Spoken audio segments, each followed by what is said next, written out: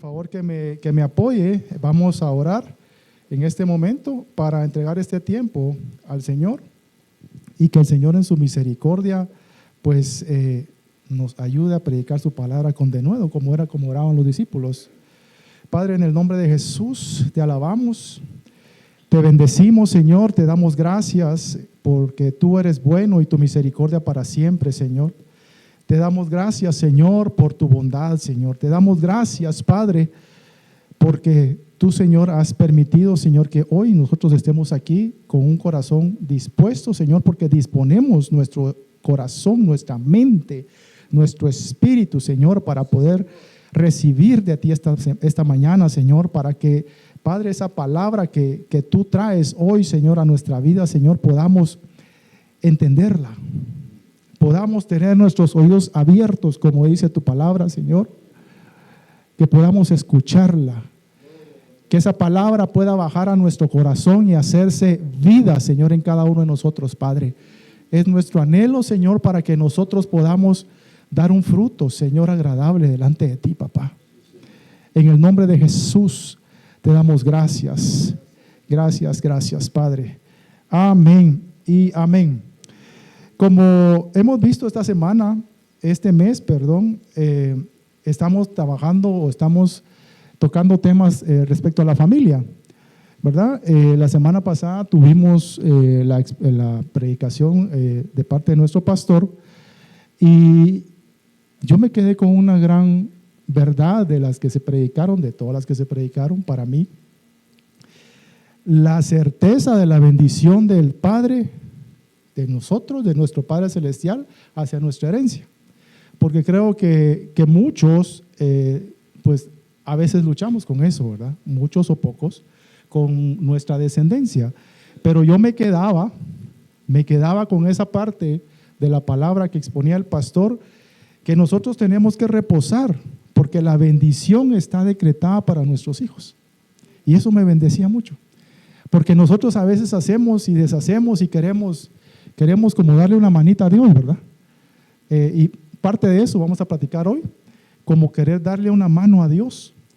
Pero debemos reposar de que el Señor tiene el control, de que Él no ha perdido el control, de que Él es soberano, de que Él es el Dios de los imposibles. Lo que para nosotros es imposible, para Él es posible. Entonces yo me quedaba con esa parte de todo lo que dijo, pues eso fue lo que fue mi ración de esa enseñanza que se dio el domingo pasado. Pero ahora nos toca seguir platicando sobre esto, seguir platicando sobre los hogares, porque es importantísimo que platiquemos sobre los hogares. Es importante que platiquemos de las casas, de nuestra casa. Es importante que platiquemos de los matrimonios. Entonces, este mes es un tiempo dedicado a la enseñanza para la familia. Tal vez no estamos en un culto matrimonial como los que se realizan los sábados una vez al mes y que, por cierto, usted está cordialmente invitado. De paso, ¿verdad? Le extendemos la invitación para que venga. Sí, pero es que yo no tengo esposo. Venga, hermano, si es que no solo es para su relación con su esposo, es para su relación con sus hijos. O sea, en todas las relaciones que nosotros tenemos en la casa. Y no es solo contra mi esposo, no solo con mi esposo ni para mi esposa, es también con la relación con nuestros hijos, con nuestra familia extendida. O sea, todo eso se viene a aprender. Porque necesitamos aprender, ¿ves? Entonces, hoy vamos a platicar un tema que se llama los peligros que amenazan destruir el hogar. Ese es el tema que vamos a platicar el día de hoy, los peligros que amenazan destruir el hogar. Pero yo quisiera hacer una breve introducción, como esas pequeñas introducciones que a veces se pueden hacer, para que nosotros podamos ir aterrizando en lo que el Señor nos quiere enseñar esta mañana. Amén. Y vamos a partir de lo que fue instituido en el capítulo 2 de Génesis y versículo 24. Es un versículo por todos conocido, capítulo 2 y versículo 24 de Génesis.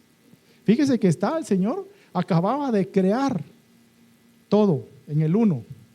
acababa de darle una compañera a Adán, ya en el capítulo 2. Y en el verso 24, el Señor dice esto: por tanto, es un decreto. Yo quiero que oigamos con oídos circuncidados esta mañana. Dice la Biblia, por tanto. Eso es un decreto. Si hay uno que aquí que estudia leyes o es abogado, va a entender que eso es un decreto que el Señor estaba haciendo. ¿Ya? Dejará el hombre a su padre y a su madre, y se unirá a su mujer, y los dos llegarán a ser una sola carne.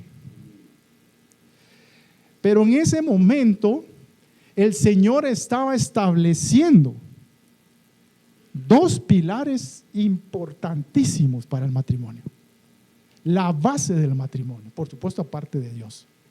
Pero estaba estableciendo dos columnas, yo lo veo como dos columnas fundamentales. Número uno, la independencia. Y número dos, la unidad.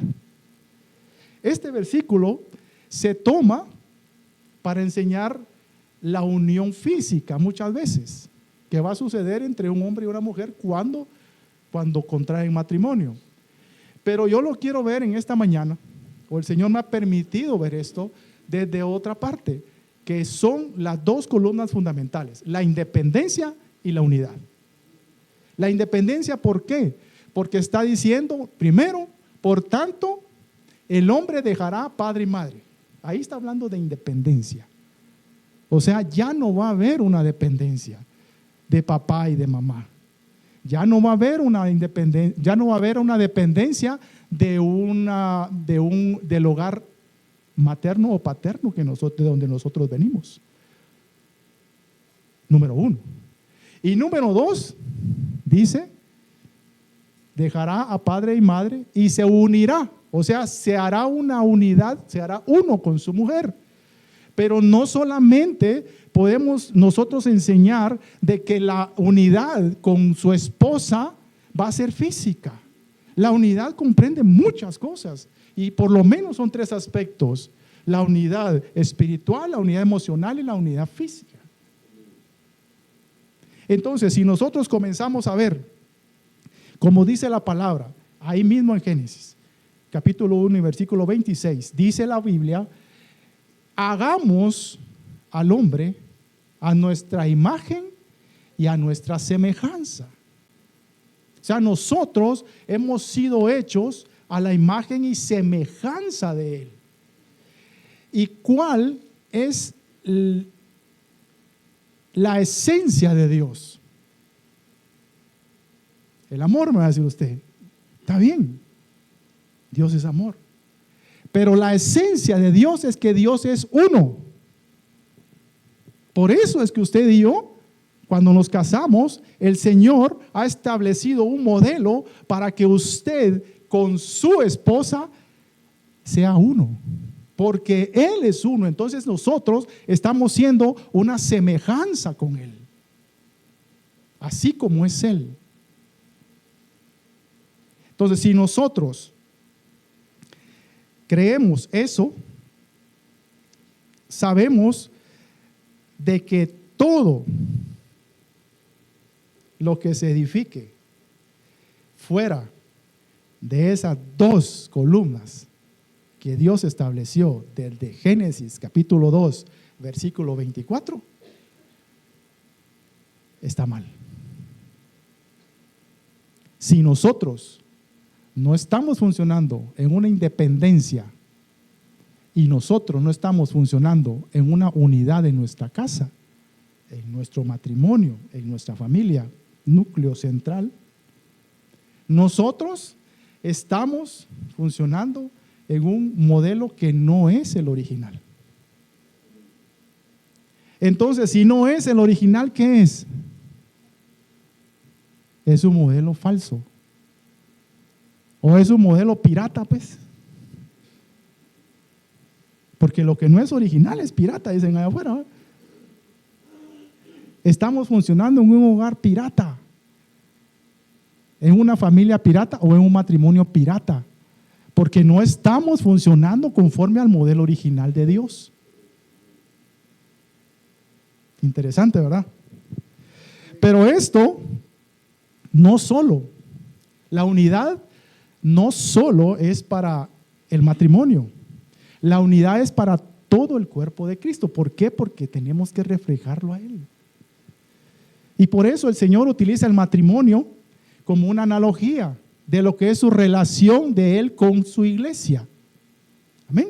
Por eso dice la Biblia en Efesios 5, capítulo 23 y 25, dice así, porque todo, perdón, si quiere lo busca y cuando tenga el versículo me dice amén. Creo que vamos a leer un poquito antes.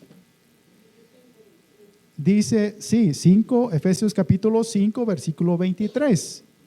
Y dice, porque el marido es cabeza de la mujer. Está hablando del matrimonio. Y de ahí pone la analogía con el Señor. Y dice, así como Cristo es cabeza de la iglesia, la cual es su cuerpo, y Él es su Salvador. Otra vez, así como la iglesia está sujeta a Cristo, así también las casadas lo estén a sus maridos en todo. ¿Ya lo vio?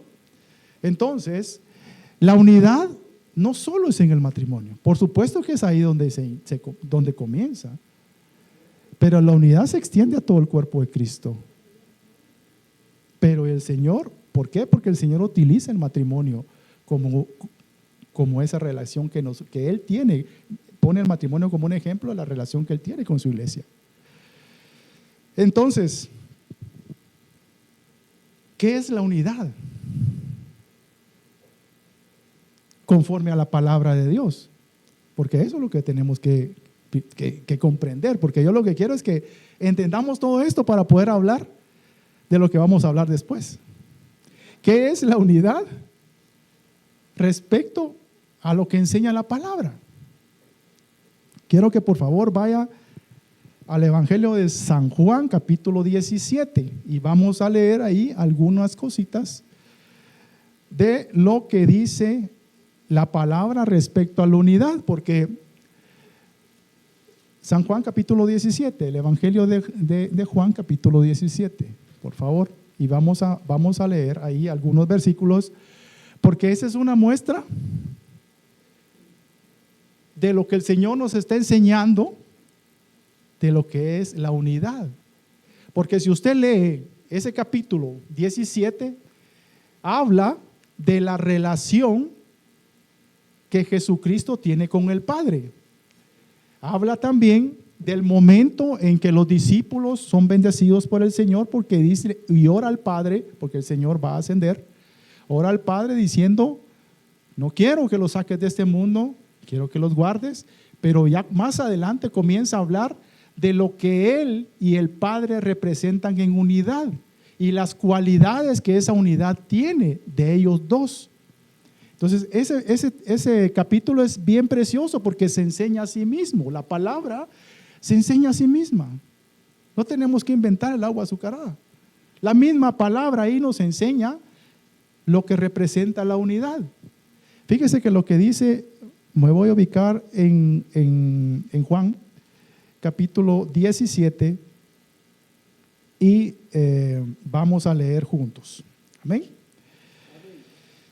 Fíjese pues, primer punto, en el versículo 1 de ese capítulo dice, después de que Jesús terminó de hablar con sus discípulos, miró al cielo y dijo, Padre mío, ha llegado el momento en que muestres a la gente lo grande y poderoso que soy.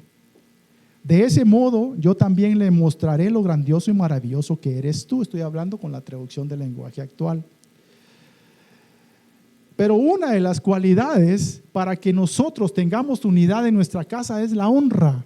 Dice en la versión Reina Valera, dice, glorifica a tu hijo para que también tu hijo te glorifique a ti. En otra versión dice honra. Entonces, de las cualidades primarias para que nosotros vivamos en la unidad es hablar bien el uno del otro, hermano. Y eso lo hemos escuchado un montón de veces aquí de este púlpito. No ir a despotricar a la mamá, a donde mi suegra, lo que es mi mujer o mi esposa. O no ir a despotricar a la casa de mi mamá, lo que es mi marido. Esa es una deshonra. Entonces, cuando nosotros comenzamos a hacer lo que es lo contrario a lo que dice la palabra, estamos causando división y no estamos, volvemos otra vez, viviendo en el modelo original que Dios dejó desde Génesis capítulo 2, versículo 24. La honra. Hablar bien uno del otro. Que usted habla bien de su esposo con las casas de sus papás, de su mamá, no me conteste. Yo solo miro risas canches, dicen allá por mi tierra, o sea, risita canche tenés vos, le dicen ahora. Pero nosotros hablamos bien de nuestra pareja, con nuestra familia. Cantar de los cantares, ¿qué dice? Mi amado es hermoso. Dice que es hallado entre 10,000. Usted se imagina 10 hombres y en esos 10 hombres usted es el que sobresale porque es el amado de su esposa. Lea Cantar de los Cantares y vea qué bonito habla la mujer de su esposo y el esposo de su esposa. Eso es honra y eso es unidad. Entonces, como punto número 1, la honra. Punto número 2, la sujeción. Un tema que a veces es un poco complejo de entender o de explicar muchas veces. Pero dice el Señor en su palabra que Él nos ha dado ejemplo en todas las cosas. O sea, Dios no nos pide a nosotros algo que Él no haya hecho antes. Dice estar sujeto a autoridad. Eso es un sinónimo, una señal de autoridad. Leamos ahí mismo en Juan, por eso le dije, aquí mismo se explica la palabra en el verso 4. Usted lee Juan 17, verso 4, y dice: te he dado honra, ya lo vio otra vez, ahí viene la honra, aquí en la tierra, porque he terminado lo que me dijiste que hiciera. O sea, Él recibió un mandato de parte del Padre, por eso dijo el Señor: yo no he venido a hacer mi voluntad, sino he venido a hacer la voluntad del que me envió. O sea, sujeto a su cabeza, porque la cabeza de Cristo es Dios. La cabeza del hombre es Cristo. Y la cabeza de la mujer es... No, ahí no se oyó.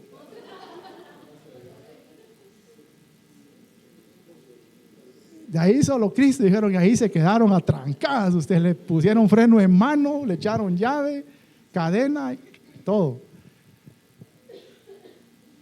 Eso es una señal de unidad, la sujeción. Por eso dice aquí el Señor: yo he terminado lo que me dijiste. O sea, la orden que tú me diste, yo me sujeté y la vine a cumplir. Imagínense que el Señor hubiera dicho: no se hubiera sujetado al Padre. Si el plan era del Padre desde antes de la fundación del mundo, dice la Biblia. Entonces la sujeción, pero algún día, tal vez en uno de matrimonios terminamos explicando, porque esta es solo la introducción, este no es el tema. No, de veras, es que este no es el tema. Yo solo quiero que tengamos un contexto para poder entender qué está sucediendo en esto que vamos a platicar. Entonces la sujeción es otra señal de unidad en un matrimonio. La igualdad, la sujeción estuvo como así, como muy complicada, pero la igualdad, ahí se acabó el machismo. Ahí se acabó el feminismo. Porque el Señor habla ahí en el 5, verso 5, cabal del 17, habla: ahora pues, Padre, glorifícame tú al lado tuyo, igual, con aquella gloria que tuve contigo antes de que el mundo fuese. Porque dice la palabra del Señor en Corintios 11:11, 1 Corintios dice que en Cristo ni el hombre ni la mujer, los dos son iguales. Ya no hay ni esclavo, ya no hay amo, ya no hay hombre, hay mujer. Somos iguales delante de Él y somos coherederos juntamente con Cristo Jesús, el hombre y la mujer.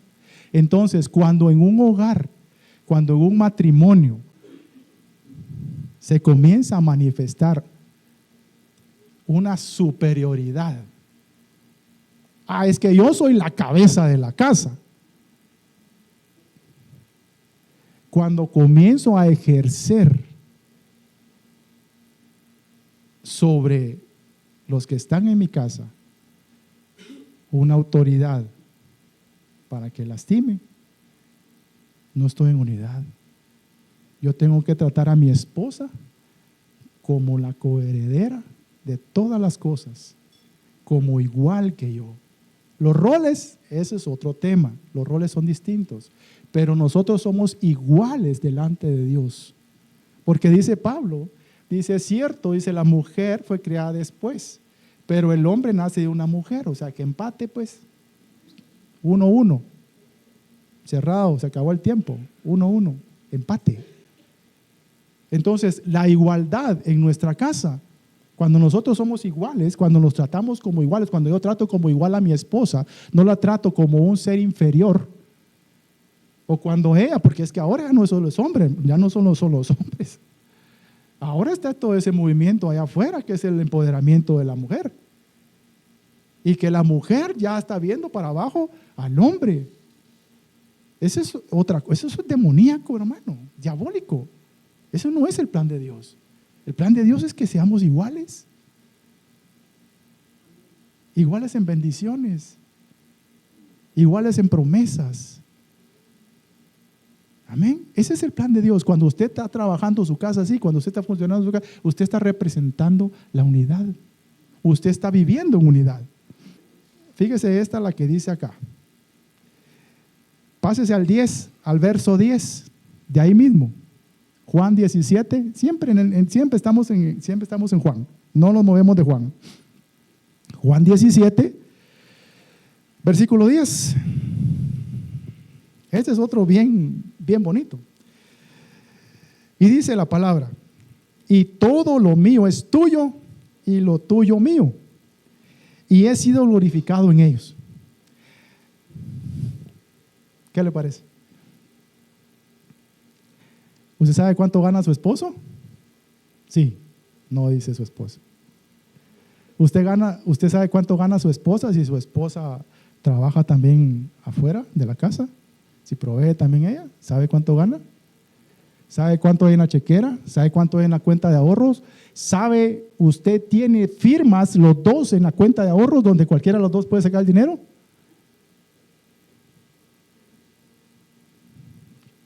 Cric, cric. Cric, cric, cric, cric. Es que es lo que está diciendo acá. Todo lo mío es tuyo. Y todo lo tuyo es mío. ¿Qué le pertenece a la esposa? Nada. ¿Qué le pertenece al esposo? Nada. Son el uno para el otro, hermano. No es que la casa está a mi nombre porque yo la compré. Porque es mi trabajo. Porque es lo que yo gané. Entonces la casa tiene que estar a mi nombre. ¿Por qué? Pues el carro yo te lo regalé. Así decía un matrimonio una vez: es que es mi pisto, a mí me cuesta. Mire usted, de veras que dan ganas de predicarles. Sí, es que lo hemos escuchado. Es que es mi pisto. Y no dice la Biblia que nada es tuyo, pues. Entonces, cuando nosotros estamos con que esto es mío, con que yo pongo para las tortillas, vos ponés para el pan, yo pago el colegio, tú pagas la casa, yo pago el súper, tú pagas el agua, la luz y los servicios. ¿Será eso unidad? Esto está serio, hermano. ¿Será eso unidad? No, ¿verdad? ¿O sí? Entonces, si no estamos nosotros representando la unidad, estamos en un modelo falso. Y después nos quejamos de que no nos va bien en nuestro matrimonio, hermano. Después estamos con consejerías y molestando al pastor cuando nosotros ya sabemos lo que tenemos que hacer. Bueno, no lo sabía, ahora no voy a decir que no lo sabe, porque ahora lo estamos aprendiendo. Entonces, ¿cuál es el objetivo de la unidad? Según la palabra de Dios, y ahí mismo lo dice, en el verso 21. Primero, que son las dos columnas principales que nosotros hablamos desde Génesis 2:24. Independencia del hogar paterno y unidad. Dice en el 21, para que todos sean uno como tú, oh Padre, en mí y yo en ti. Que también ellos sean uno en nosotros. ¿Para qué? Para que el mundo crea que tú me enviaste. O sea, que mire, el matrimonio, hermano, es glorioso. ¿Está feliz usted de estar casado? Gracias, gracias, hermana. Pero de veras, es que mire, pues aquí hay jóvenes, hermano, que no se han casado y que van a ver, si son sus padres, van a ver el testimonio de sus papás. Y si son miembros de aquí a la iglesia, nos van a ver a nosotros, hermano. Y los más viejos son los que más nos lleva el río, porque son los que la gente piensa que uno ya camina en autopista, ¿no? Viejos digo en el buen sentido de la palabra, ¿va? Yo soy el segundo pastor después de mi pastora y voy yo a usted. Pero es eso, dice que nosotros vamos a testificar de Él. Por eso es que mire, ¿usted cree que por gusto el enemigo está atacando tanto matrimonio? ¿Usted cree que es de por gusto que ahora los jóvenes no creen en el matrimonio? Y a los jóvenes, usted pregunta, a los jóvenes ahora no se quieren casar. Porque eso ya pasó de moda. Eso era en el tiempo de Tatalapo, de que uno se casaba. Ahora nos vamos a vivir juntos. Esa es la moda. Yo me he topado, porque yo también tengo hijos jóvenes de 28, 27. Y toda la camada tenemos la oportunidad de jóvenes, compañeros de ellos, de ver una camada de patojos ahora de 28, 27 años que no se quieren casar.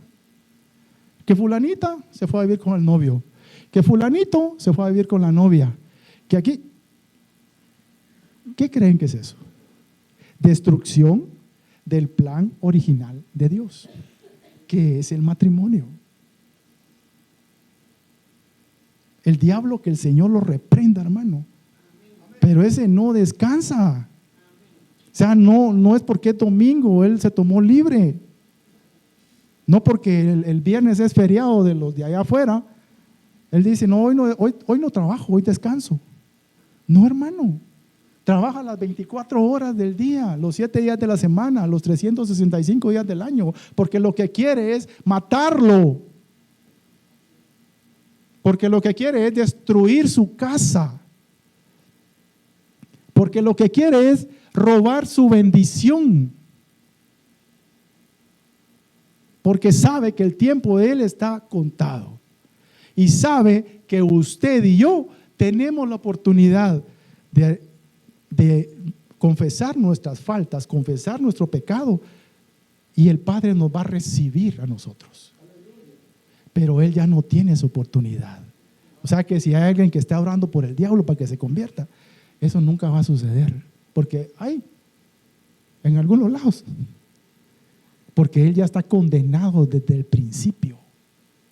Pero usted y yo tenemos la oportunidad de ser salvos a través de Jesucristo, a través de creer en Cristo Jesús, a través de entregarle nuestra vida. Él ya no. Y por eso es que Él quiere matarlo a usted y a mí. Entonces, después de esta corta introducción, vamos a platicar de este caso. Fíjese, es que la idea era que usted tuviera los elementos para que me ayude a ver qué sucede con esta familia. Ya usted ya lo sabe. Ahorita ya tiene elementos. Fíjese pues. Vamos a ir a Génesis capítulo 27, versículos 30 al 35. Y allí vamos a leer algo que estaba sucediendo en esta familia. Y quiero que usted me ayude. Vamos a ver cómo analizamos este caso. Da de cuenta que usted es un consejero familiar en este momento. Y que me va a ayudar a que podamos entender este caso que está sucediendo y qué está sucediendo y por qué está sucediendo. Y usted va a dar un consejo. Fíjese pues. Dice la palabra del Señor. Y aconteció, luego que Isaac acabó de bendecir a Jacob, y apenas había salido Jacob de delante de Isaac su padre, que Esaú su hermano volvió de cazar. E hizo él también guisados y trajo a su padre y le dijo: levántate mi padre, y coma de la casa de su hijo para que me bendiga. Entonces Isaac su padre le dijo: ¿quién eres tú? Y él le dijo: yo soy tu hijo, tu primogénito Esaú. Y se estremeció Isaac grandemente y dijo: ¿quién es el que vino aquí que trajo caza y me dio y comí de todo antes que tú vinieses? Yo le bendije y será bendito. Cuando Esaú oyó las palabras de su padre, clamó con una muy grande y muy amarga exclamación. Y le dijo: bendíceme también a mí, padre mío. Y él le dijo: vino tu hermano con engaño y tomó tu bendición. Usted se imagina el grito que pegó Esaú. Porque dice que clamó amargamente. Pero, ¿qué estaba sucediendo en esta familia? Miren, nosotros tenemos muchos ejemplos de familias en la palabra de Dios, pero no todos son los correctos. Por eso dice la Biblia en Romanos capítulo 15, versículo 4, dice que las cosas que se escribieron antes para nuestra enseñanza se escribieron, a fin de que con la consolación y la paciencia de las Escrituras nosotros tengamos esperanza. Entonces estos ejemplos a nosotros nos sirven como una enseñanza, pero para que nosotros a través del consejo de la palabra tengamos esperanza. Amén. Entonces, ¿qué estaba pasando acá? Estaba pasando acá que este señor que se llamaba Isaac, hijo de Abraham, tenía 2 hijos. O sea, tuvo 2 hijos mellizos. Uno dice gemelos, pero los gemelos son los que salen iguales. Los mellizos son los que son en un mismo parto, solo que son diferentes físicamente, ¿verdad? Exactamente. Entonces, dice que nacieron estos 2 muchachos, estaban desde que Rebeca concibió, que Rebeca era estéril, no podía concebir, y dice la Biblia que vino su esposo. Miren lo importante de la bendición del esposo para su esposa. Eso es importantísimo, hermano, porque dice que él se presentó delante de Jehová y oró 20 años sin poder tener hijos. Oró delante del Señor y el Señor le concedió la petición de que su esposa quedara embarazada. Y dice la Biblia que estaban 2 chicos, 2 bebés en el vientre de Rebeca, luchando. O sea, ella quedó embarazada y desde el vientre, usted ¿Quiénes son mamás aquí? Las que saben que son mamás, cuando se mueven los niños en el vientre, dice, ¡ay! ¡Ay! Como que se me trabó una costilla, como que metió el piecito en la costilla, dice, ¿va? Y ahora imagínense a dos, dice que dentro del vientre de la madre, dice que ellos luchaban. Y pues Rebeca, obviamente, dice que, dijo, para esto me voy a morir. Con esto. Entonces, viene Rebeca y le habla el Señor. Vamos a leer Génesis capítulo 25 y versículo 23. Si leemos un poquito más adelante, más atrasito, podemos leer lo que les estoy hablando. Y dice, y los hijos luchaban dentro de ella, en el 22, 25, 22. Si es así, ¿para qué vivo yo? Dijo Rebeca, y fue a consultar a Jehová, y le respondió Jehová, 2 naciones hay en tu seno, y 2 pueblos serán divididos desde tus entrañas. El pueblo más fuerte, un pueblo será más fuerte que el otro pueblo, y el mayor servirá al menor. Póngale ojo a eso. Mucho coco, Israel. Porque eso se lo dijo el Señor a Rebeca.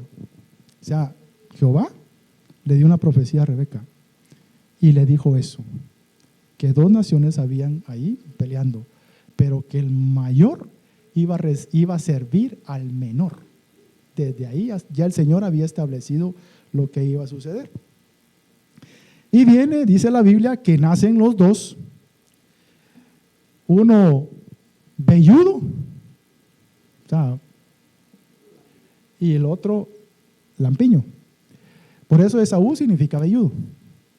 Pero dice que Jacob venía agarrado del calcañal de su hermano cuando nació. Por eso le pusieron Jacob, porque Jacob eso significa el que se hace del calcañal, o suplantador, también tiene esas 2 traducciones. Porque antes así eran los nombres, ¿verdad? Usted tenían un significado, o sea, no los ponían como los ponen ahora, ¿verdad? Usted ahora se llama Steve. Sí, porque el otro se llamaba Steve, el de la película, ¿usted? Va, que no le pongan Lilo. Es que sí. Es que mire usted, lo más bonito es que nosotros tengamos un conocimiento de los nombres de nuestros hijos. Eso sería lindo. Pastor, ¿cómo se llaman sus hijos? Daniel y Raquel. ¿Va? O sea, es importante, hermano. Le ponen Mara. Yo conocí a mujer que se llama Mara. Y Mara significa amargura. ¿Usted? Amargura, vení para acá. Ah, aquí está mi amargura, mi amargurita. Caín. ¿Cómo se llamaba aquel conocido de Pati? Hare Krishna le pusieron a un muchacho. Se lo prometo, de veras, eso es cierto. Entonces nosotros, si usted todavía no tiene a sus chicos, y miren muchachos, es que de veras esto es para aprendizaje. Ustedes miren todo si ustedes no se han casado y tienen la oportunidad, si el Señor les concede tener descendencia, que en el nombre de Jesús así sea, mediten en los nombres que se le van a poner. Mediten en los nombres porque tienen un significado y es algo muy especial cuando usted le pone un nombre con significado a su hijo. No, que vos sos cuadrado, que nombres bíblicos. No. Yo no le digo lo que significa el mío, porque si no va a decir, como no chomba. Pero mi nombre tiene un significado, ¿verdad? Todos los nombres tienen significado. Entonces, venía esto porque Esaú significa velludo y Jacob significa el que venía sido. Entonces, viene este punto. Dice que que Isaac amaba a Esaú. Y Rebeca amaba a Jacob. En otra versión dice, Isaac prefería a Esaú y Rebeca prefería a Jacob. Y viene ya la historia que estamos viendo, que compra la primogenitura a través de la comida. O sea, llega Esaú era un hábil cazador y Jacob no. Jacob dice que era un hombre que le gustaba estar en su casa. Era apacible y que le gustaba estar en su casa. En cambio el otro era un hábil cazador y llegó de casa, llegó con hambre y Jacob tenía un potaje, o sea, un guisado, pues, y le dice: dame ese guisado. Y viene el otro y dijo: sí, pero dame tu primogenitura. Y dijo el otro: ¿para qué me va a servir la primogenitura a mí? ¿Para qué quiero eso? Se me va a morir. Entonces quedó de que le vendió su primogenitura. Yo quiero que todos esos puntos los vayamos tomando en cuenta, porque después vamos a hablar un poquito. Que vayamos tomando en cuenta esto, porque allí Esaú decidió venderle la primogenitura a Jacob. Por eso es que a Esaú le llaman Edom también, porque ese guisado significa rojo. Póngale coco a eso también. Edom. Compra la primogenitura, pero Esaú tenía un comportamiento que no era el correcto. Fíjese que la instrucción de ellos era que no se casaran con mujeres que fueran paganas, y Esaú había hecho eso. Se había casado con mujeres eteas, o sea, hijas de Et, y eso dice que causó gran amargura en Isaac y en Rebeca. Pero en otra versión dice que esas mujeres le daban muchos problemas a Isaac y a Rebeca. Ahí está diferente, ¿va? Porque el Señor a nosotros nos manda que nosotros no hagamos yugos desiguales. Es que después vienen los problemas, hermano. Pero ¿quién tiene la potestad de eso? De hacerlo o no hacerlo, nosotros. Entonces viene y dice que le daban muchos problemas a esas mujeres, muchos dolores de cabeza a Rebeca y a Isaac. Ahora, este es el contexto que estaba sucediendo antes de llegar a ese punto donde entra Esaú buscando la bendición de parte de Dios. Padre Santo, me agarró la tarde. Llega la bendición de parte de Dios, a buscar la bendición de parte de su padre, pero ya no existe la bendición, porque ya había llegado Jacob con engaño. Pero cuando nosotros vemos parte de lo que estaba sucediendo, la mamá fue la que tramó, orquestó todo el plan para engañar a su esposo. Todo el plan fue de Rebeca. O sea, Jacob también participó en el engaño, porque incluso Jacob le dijo: pero es que si mi papá se da cuenta, y si mi papá se da cuenta, me va a maldecir en vez de bendecirme. No tengas pena, le dijo, que la maldición que va a caer sobre ti, que caiga sobre mí, si fuera así. O sea, que ella fue la que tramó todo el plan. Por supuesto, Jacob también participó en el camino, porque engaña a su padre, porque le dice: ¿quién eres tú? Yo soy tu hijo Esaú. Y comienza y lo engaña. También fue parte de él. Entonces, ¿qué podemos ver nosotros en este matrimonio? Tenemos 10 minutos para ver algunas de las cosas que estaban sucediendo en este matrimonio. Ayúdame usted. De lo que hemos platicado, ¿qué usted ha notado de que hace falta en este matrimonio o está deficiente en este matrimonio? La unidad. Perfecto. Perfectísimo. La unidad.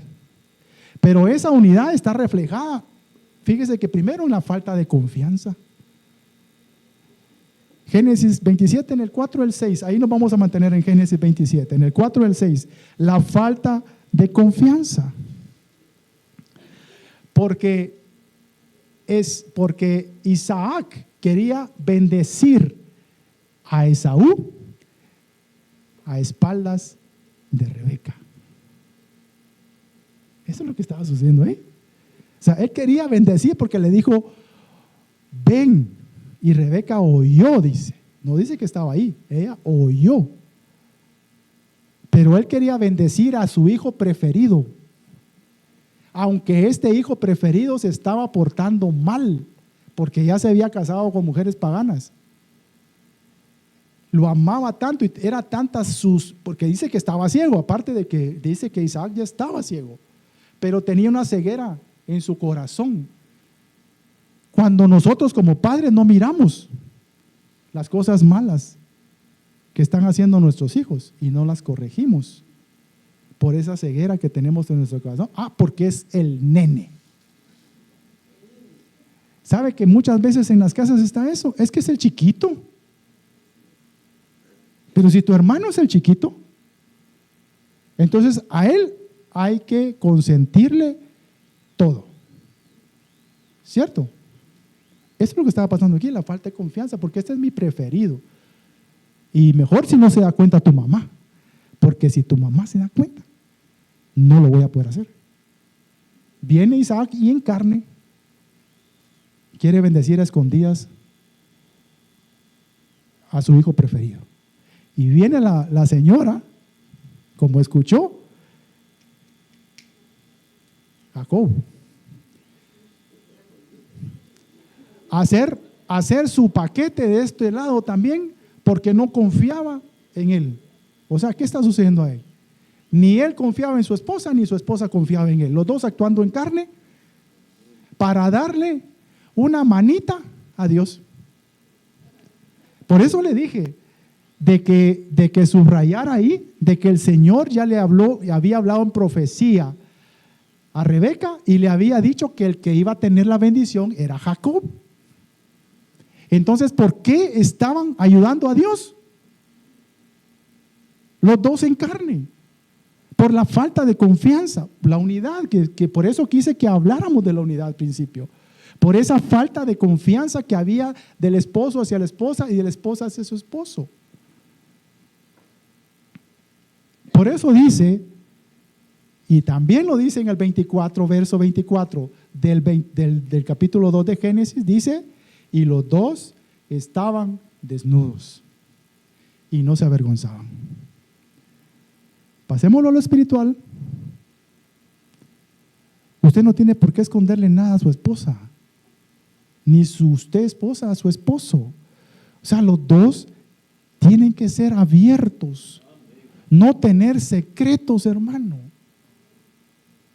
Porque cuando uno comienza a tener secretos en su casa, se pierde la confianza, hermano. Ya no va a haber esa confianza. Ya cuando usted salga, va a decir, saber con qué andas haciendo en la calle. Y tal vez uno todo lo rodaron pache, ¿va? Y piensan que saber a quién, saber que esto, se perdió la confianza, hermano. ¿Qué era lo que estaba sucediendo en este matrimonio? No había confianza. Número 2, engaño. Engaño. Génesis capítulo 27, versículo 8 al 10. Siempre vamos a estar en Génesis, en 27. No se mueva de ahí. Dijo Rebeca, ahora pues, hijo mío, obedece a mi voz en lo que te mando. Ve ahora al ganado y tráeme de ahí 2 buenos cabritos de las cabras y haré de ellos viandas para tu padre, como a él le gusta.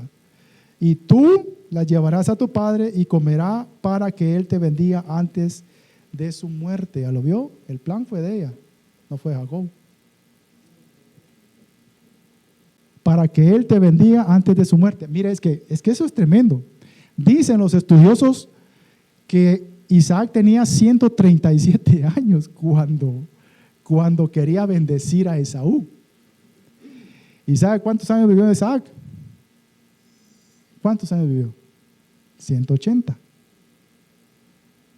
Entonces todavía vivió 43 años más de ese momento en que quería bendecir a Esaú.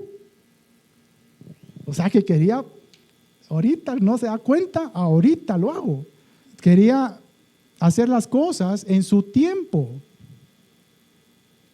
como él quería hacerlas, no como él había designado. ¿Por qué no se pusieron de acuerdo? Y fíjese que eso es lo que trajo después. Entonces viene engaño. Fragua el plan Rebeca para engañar a su esposo. No solo no tenía confianza en él, sino que fraguó un plan para engañarlo. O sea, la esposa y el esposo no tienen por qué hablar mentiras en su casa.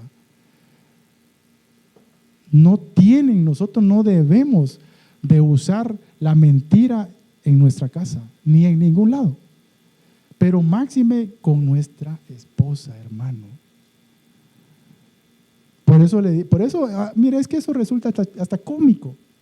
Lo de cuánto ganas, si sabe cuánto ganas, eso es cómico. O sea, nos reímos pero mire, hermano, es que yo conozco matrimonios así.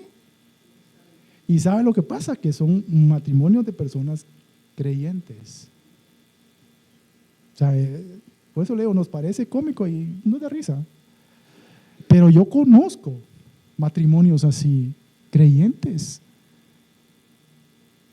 que hay engaño. Porque no, mire, pues ocultar la verdad es mentir. O sea, no dije la mentira, pero oculté la verdad. Es lo mismo, hermano. Mentí. O sea, me estoy manejando con engaño en mi casa. A veces tenemos que hablar cosas de nuestros hijos, cosas que hay que corregir y las ocultamos. Cuando las ocultamos, estamos caminando en engaño. No es solo decir la mentira. Llega el hijo y le dice las cosas a su mamá, porque a veces los hijos tienen más confianza con la mamá que con el papá. A veces es al revés. Y llegan y le dicen algunas cosas difíciles, pero no le vas a decir a tu papá, porque ese es tu papá. Ese sí te va a dar. Ese es un engaño. Es un engaño, es una mentira. Están ocultando una verdad. Entonces, cuidado con eso. Mire que hay dos cosas que llevan este matrimonio: el engaño y la falta de confianza. La mentira, pues está amarrada al engaño, ¿verdad? O sea, porque viene Jacob, y le miente. Fíjese cómo la mamá, que hizo el primer engaño, mete a su hijo para que le mienta a su padre. La mamá. Mamás, ustedes tienen una tarea importantísima en su casa, como esposas y como madres. Por eso es que, mire, pues Dios no se equivoca, hermano. Por eso Dios estableció un modelo de matrimonio, donde la mamá es la que enseña y el papá es el que instruye. Por eso dice Proverbios: sigue la instrucción de tu padre y la enseñanza de tu madre. Porque papá es el que instruye, pero mamá es la instrucción que dio papá le enseña a los hijos a ponerla por obra. Mire, es lindo. Pero si la mamá no está, ahí son otros 20 pesos, ¿verdad? Si la mamá no está, ¿qué hace? Esa instrucción ya no llega. Y mire que eso es hermoso, porque es la tarea del Espíritu Santo. Eso es lindo, porque nosotros tenemos la palabra, pero el Espíritu Santo es el que nos convence y nos lleva a nosotros, que nos ayuda a poder cumplir con lo que la palabra dice. Eso es lindo, hermano. No estoy diciendo que el Espíritu Santo es mamá hoy, no estoy diciendo eso. Si estoy haciendo una analogía de lo que la función de la labor del Espíritu Santo es, que a nosotros nos ayuda a cumplir la palabra que papá dice. Y así es el matrimonio. Por eso es que él pone la analogía. Por eso el matrimonio, hermano, no es cualquier cosa, hombre. Yo insisto en eso. Y el matrimonio es una bendición de Dios. Matrimonio es una bendición, hermano. De veras. Entonces, ¿qué pasó ahí? La mamá agarró a su hijo, le prepara el plan y le enseña cómo mentirle al papá. Pero no le vayas a decir así a tu papá. Mejor solo decirle esta parte, que esa no está tan fea. La otra no se la digas. Mire que hay hogares así, hermano. Que el papá por un lado y la mamá por otro lado. Y el papá ni enterado de las cosas.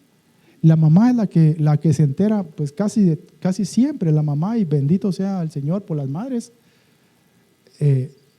Pero es la que tal vez uno tiene más, llegar un poco más fácil, porque uno de padre tal vez es un poco más, sí, pues digamos tosco, o tal vez es un poco, es que la mamá, hermano, la mamá, por eso dice que madre solo hay una. Papá no dice que solo hay uno, solo dice madre solo hay una. Entonces, por eso, por la confianza que uno tiene muchas veces con su mamá y sabe que su mamá lo va a escuchar muchas veces y lo va a entender. Algunas madres, de todo hay, porque hay padres también así, ¿verdad? Entonces, mire la mentira, número 3. Número 4, ¿qué generó esa falta de unidad? Generó odio entre hermanos. Siempre en el 27, solo que en el verso 41. Génesis, siempre. Dice, en el verso 41, dice, y aborreció Esaú a Jacob por la bendición que su padre le había bendecido. Y dijo en su corazón, llegarán los días de luto de mi padre y yo mataré a mi hermano Jacob. Mire hasta dónde llega la consecuencia de la falta de unidad de este hogar. El odio que se genera entre los hermanos, comenzando desde la preferencia, porque de ahí viene también todo. Desde la preferencia que uno tiene por uno y el otro por el otro. Porque comienza a sacar beneficios uno para el que uno prefiere y el otro que mire que sale. Solo hay un pedazo de carne para comer. ¿A quién se lo da de los dos? Mi hijo, fíjate que no alcanzó para vos. Solo para tu hermano, y como tu hermano es chiquito. O como tu hermano es el mayor, él necesita más alimento. Te voy a hacer tu huevito.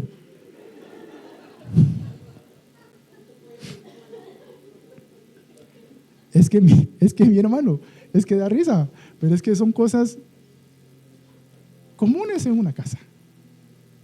Las preferencias que se dan en pequeñas cosas y que comienzan a hacer un daño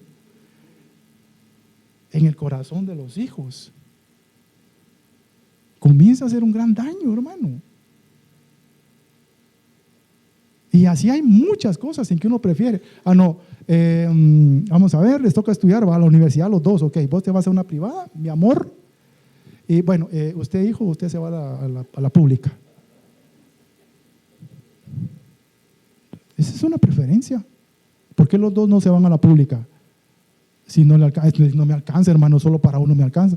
Entonces, los dos a la pública o los dos a la privada. Pero no me ponga, vaya lo estoy yo. Pero nada de hacer preferencias. No es que tu hermano es más inteligente, vos con vos. Todavía le dice eso, hermano. Sí. Todavía lo termina de matar al pobre. Vos como vas a perder el tiempo, entonces mejor en San Carlos. Sí, hermano. Entonces, ¿qué genera eso? ¿Qué generó esas preferencias? ¿Qué generó toda esa falta de unidad entre los dos esposos? ¿Qué generó? Generó también odio entre los hermanos a tal punto que este hermano quería matar a su otro hermano. Y ese no es solo el único ejemplo, hay otros ejemplos en la Biblia de esto. José lo hablamos un montón. ¿Qué hicieron sus hermanos con él? ¿Por qué? Porque dice que a él, ¿quién era el papá de José? Ya se me olvidó. Jacob era el papá de José. Jacob, bueno. Jacob dice que le dio una túnica de colores. Ahora se imagina a los otros con las túnicas chucas y él con la túnica de colores, hermano. Es que de veras, usted se puede imaginar el otro como el Kiko, ¿va usted? Paseándose con la túnica de colores y los otros con túnicas tal vez llenas de tierra, de lodo, qué sé yo. ¿Qué causó en el corazón de sus hermanos? Odio. Y no quisieron matarlo, pues. No lo metieron en un pozo. ¿Sí? Pero eso fue lo que genera, eso es lo que genera la preferencia de uno, las preferencias en las casas. Un odio entre hermanos.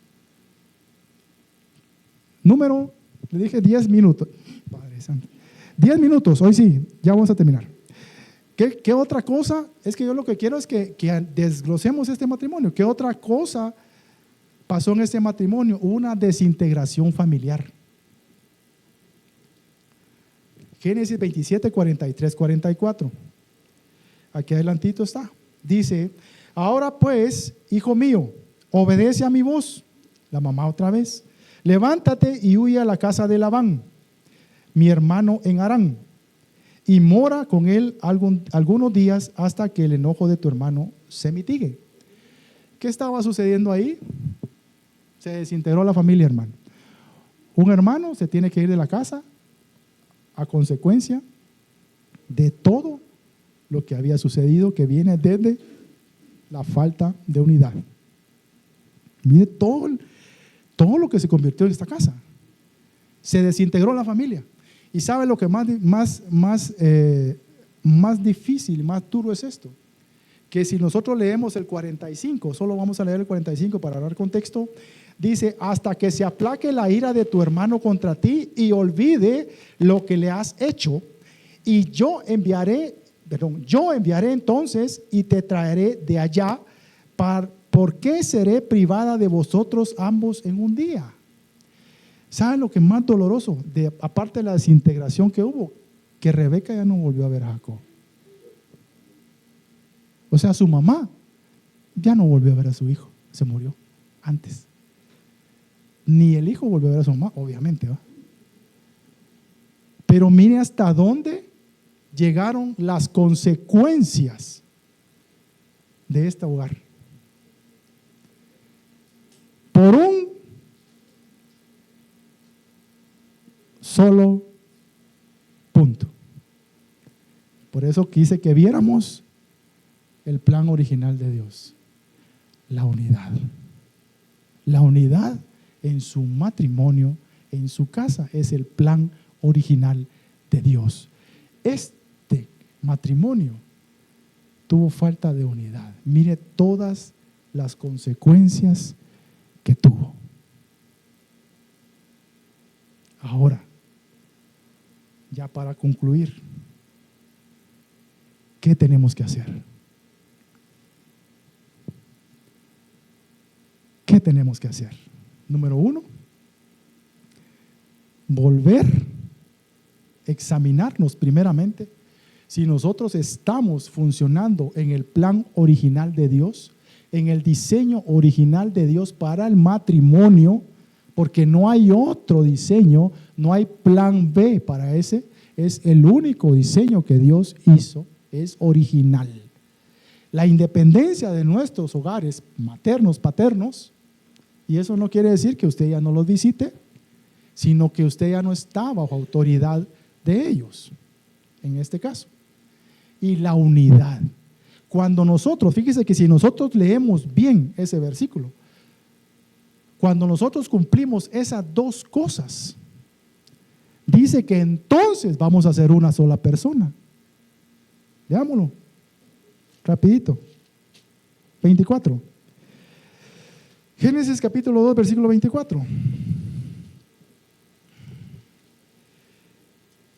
Dice: por tanto, dejará el hombre a su padre y a su madre y se unirá a su mujer. Ya hizo usted las dos cosas. Y serán, futuro, Después de que usted hizo esas dos cosas, usted será con su esposa o con su esposo una sola persona. Después de haber hecho esas dos cosas. ¿Se da cuenta? Lo lindo que es la palabra. Ese es el paso número 1. Analizarnos si nosotros estamos caminando dentro del diseño original de Dios. Si no, tenemos que examinarnos. Cada uno nos examinamos. Paso número 2. La perfecta unidad se logra únicamente Jesucristo dentro de nosotros. Quiero que por favor lea Juan capítulo 17, versículo 23. Vamos a leer ese rapidito. Juan capítulo 17, versículo 23. Y vamos a ir terminando con esto. Amén. Dice, yo en ellos, adentro, y tú en mí. El Padre y Cristo son una sola persona. Para que sean, ¿qué? Perfectos en unidad. Para que el mundo conozca que tú me enviaste y que los has amado a ellos como también a mí me has amado. Entonces, ¿cuál es la conclusión? Jesucristo adentro de cada uno de nosotros. Para que nosotros entonces reflejemos la perfecta unidad o caminemos en la perfecta unidad de Dios. Amén. Quiero que se ponga de pie, vamos a orar.